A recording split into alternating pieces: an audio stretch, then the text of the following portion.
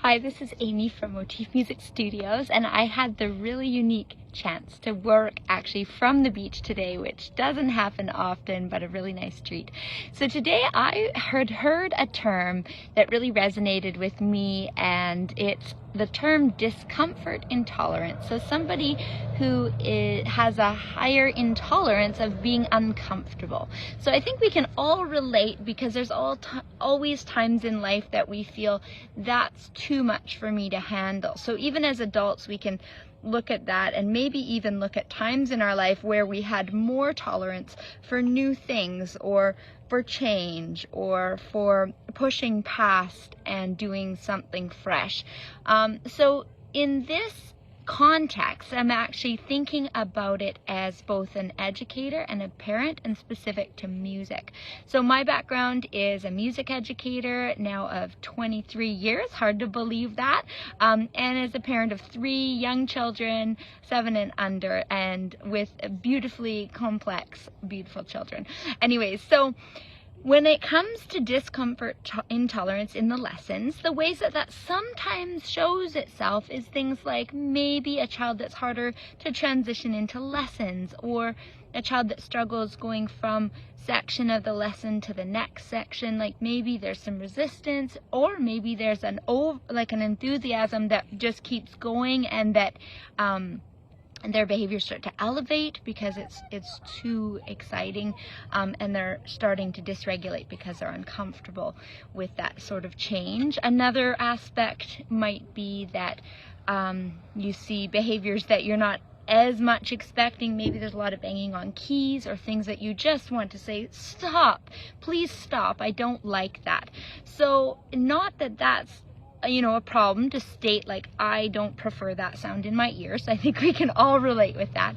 But an aspect of change in the way that we approach children who are struggling in this way, and actually even just humans, just being a really rad, kind human, is if we perceive it as an intolerance for discomfort, or a struggle with uncomfortable situations, and then we approach it, instead of stop doing that, don't do this, instead of approaching it that way, we start problem solving. And that's where the real magic happens, because we start observing a behavior and thinking, oh, there's a lot of resistance to this. I wonder what the resistance is. Is this student struggling because they don't think they're understanding it? Are they struggling because things are pacing too fast? Are they maybe struggling because they have low tone in their hands and the coordination is a struggle? So I think when you start shifting your lens, you start actually solving the underlying problems. Same with a transition. For a parent, you see it all the time, like, oh my goodness, it's such a struggle. Not that it's always a struggle to get to lessons. Sometimes it's really great. Students are just lining up and busting into their waiting room, so I love that. But we all have those moments where we think, oh, why is this such a struggle? And some students, some children will struggle with that more, because their natural tolerance for change is diminished.